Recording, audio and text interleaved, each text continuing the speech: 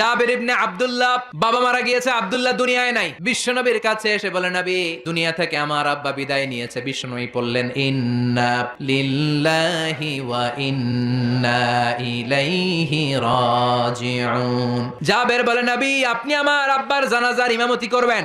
আর এমন ঋণ আমার বাবা রেখে গিয়েছে, আমার পক্ষে এই ঋণগুলো আদায় করা সম্ভব না। ও নবী আপনি কিছু একটা করেন। বিশ্বনবী বললেন, জাবের ঘরে কি আছে বল। এক বল পরিমাণ খেজুর আছে, কিন্তু পাওনাদার তো অনেক, পাওনাদার 20-30 জন, একজনকে দিলেই তো খেজুর শেষ হয়ে যাবে নবী। বিশ্বনবী বললেন, সব পাওনাদারদের গুলারে লম্বা করে লাইন ধরা, আমার জন্য অপেক্ষা কর, আমি চলে আসছি। বিশ্বনবী জাবেরের বাসায় গেলেন। বিশ্বনবী বললেন, কই তোর খেজুরের বল, এদিকে নিয়ে আয়। সাইয়েদনা জাবের বল ভর্তি খেজুর নিয়ে বিশ্বনবীর কাছে রাখলেন। বিশ্বনবী বললেন, ও পাওনাদারেরা লাইন ধরো।